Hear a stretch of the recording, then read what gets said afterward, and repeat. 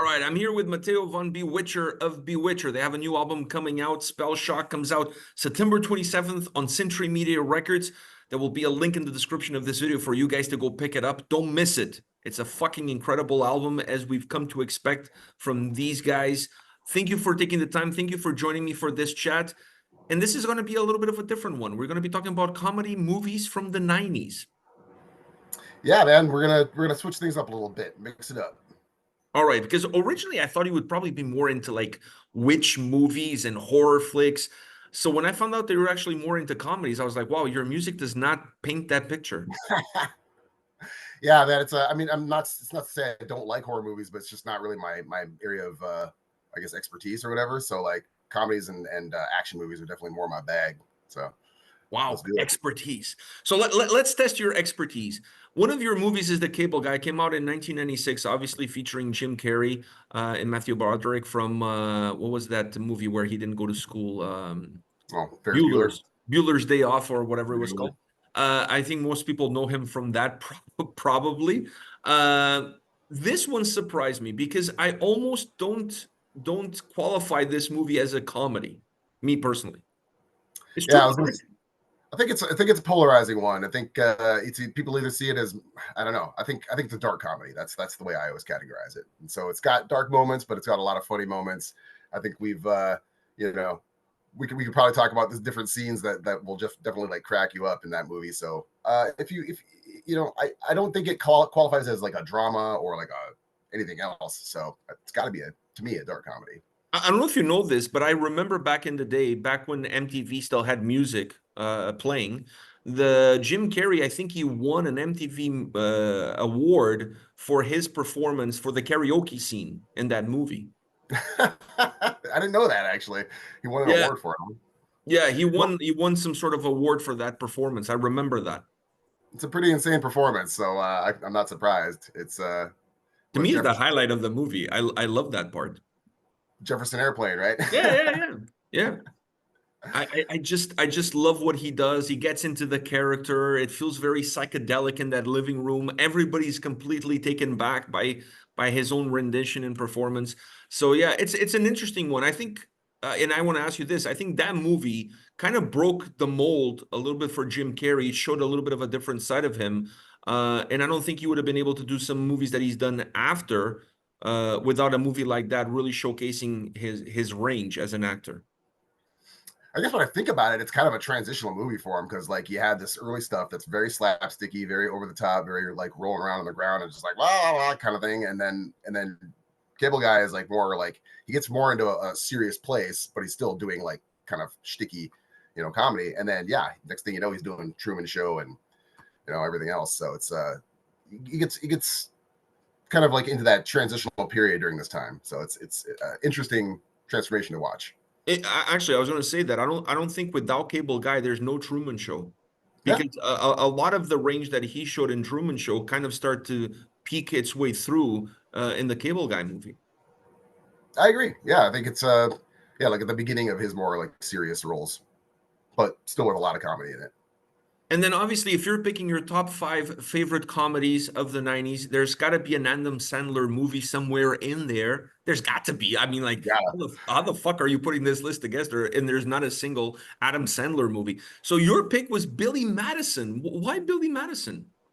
It was the first big movie that he had as far as like his solo comedy movies. I think that was the one that made the biggest impact on me when I was like in high school or whatever. So like, and it's just so insane. It's just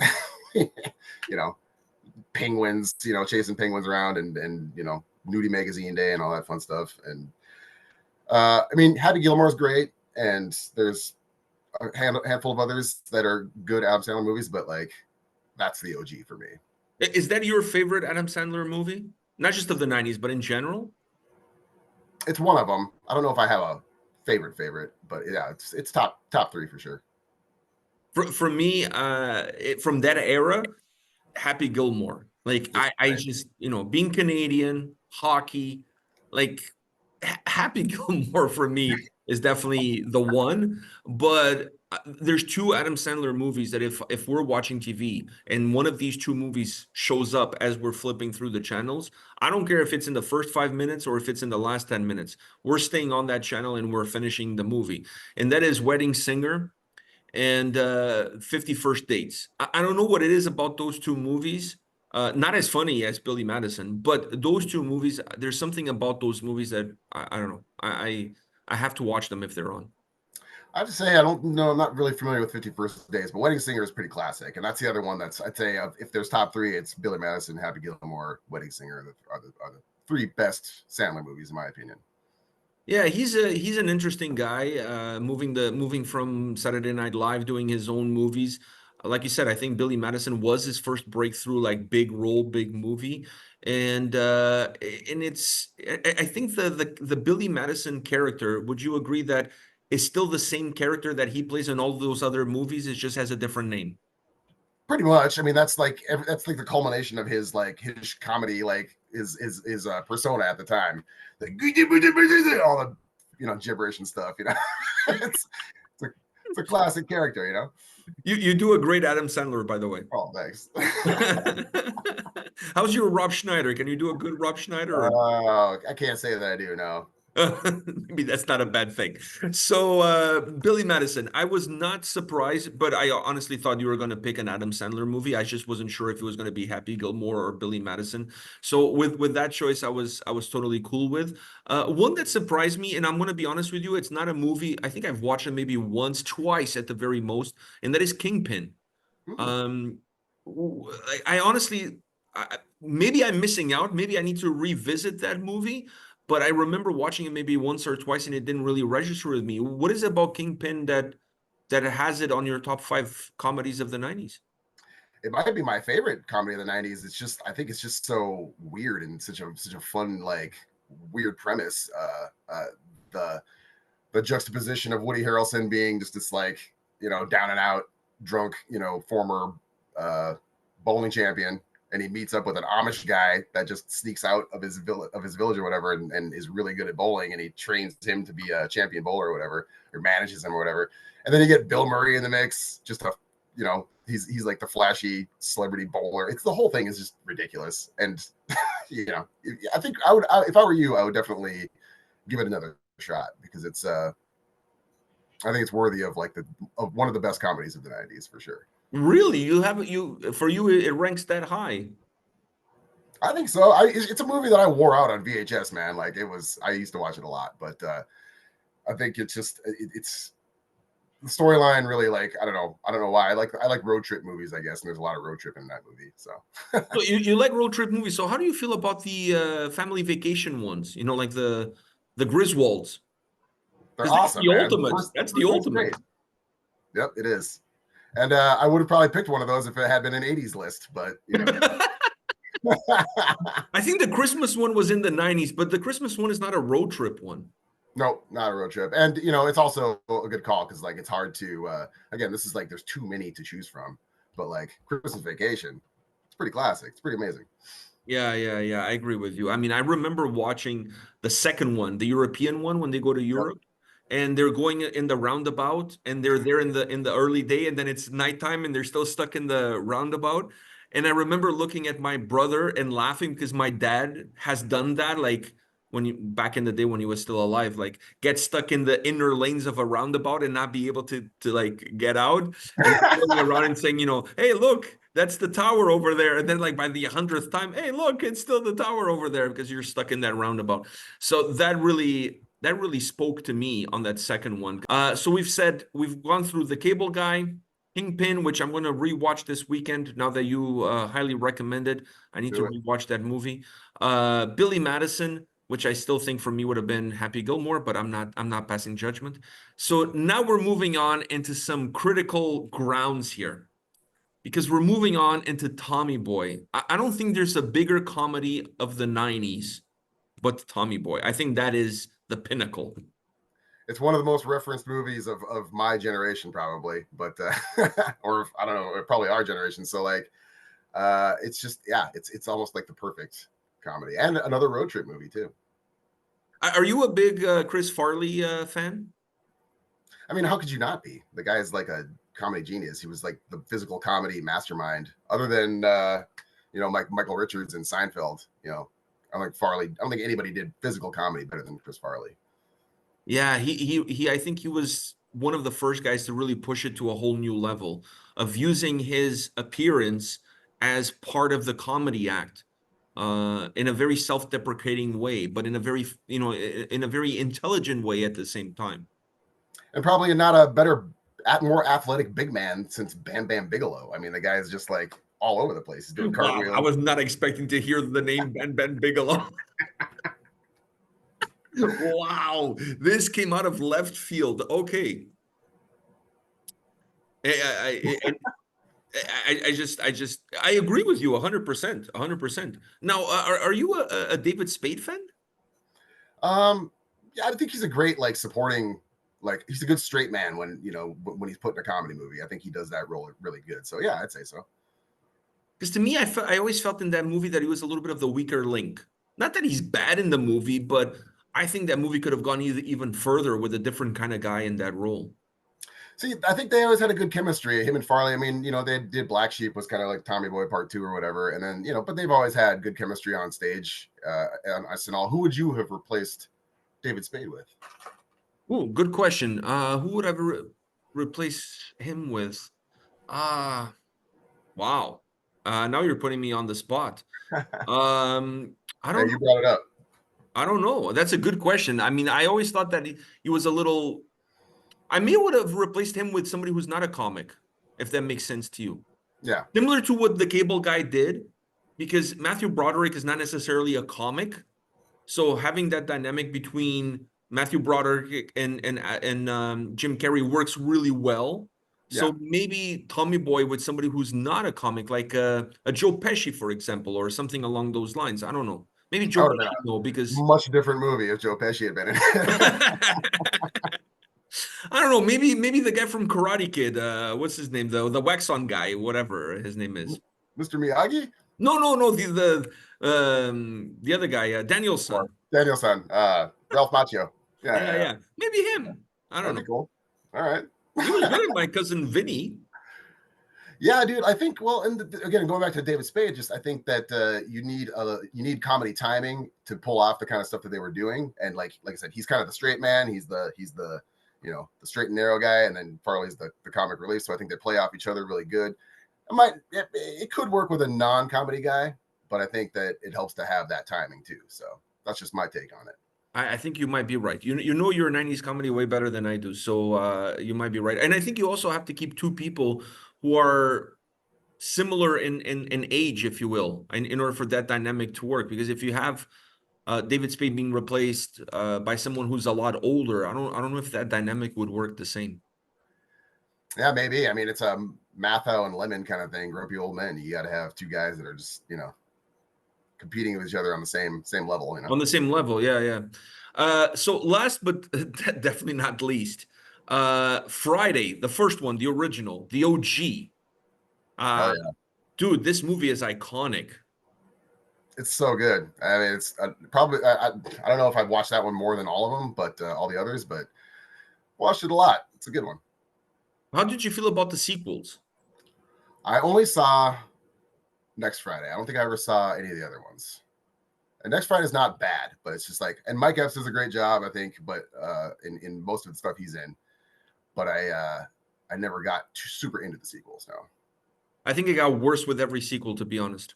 it usually is the way it goes. Yeah, it got diluted. But that first one, I think Ice Cube at that time had just left NWA, if I'm not mistaken. He kind of had gone solo at that time that the movie came out. The movie came out not just because the movie came out in 1995. I think he left NWA in 1991, if I'm not mistaken.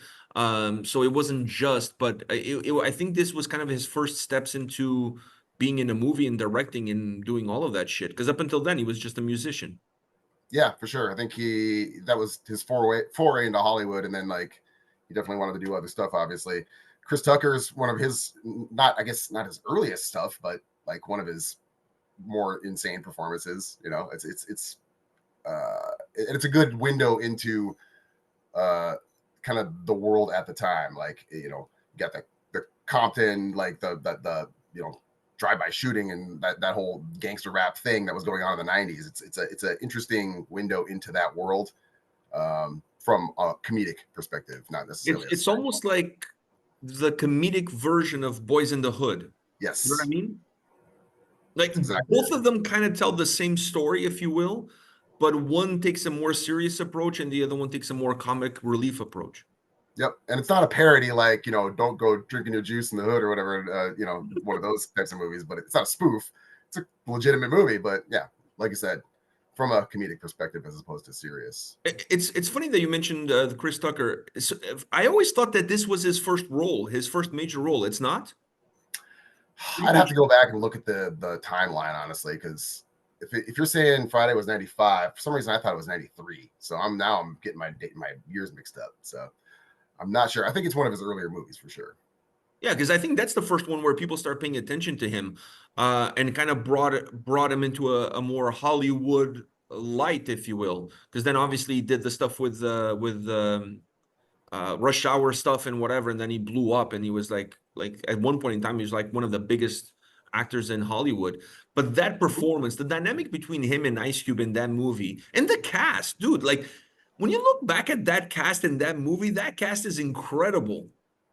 It's great, man. I mean, Mike Epps is in that one too, isn't he? Like, yeah. Oh no, it's not. It's I think about the guy that plays Red. And then you got Zeus, Tiny Lister. You got I mean, dude, it's awesome, man. Yeah, it's a great movie. I watched that, believe it or not, I discovered that movie through the sequel. I didn't know I was not living in North America when the movie came out in 95. I didn't come to Canada until 96. So I actually discovered Friday through the sequel down the road. And before watching the sequel, I decided to watch the original so that I would have a sense of what the storyline is.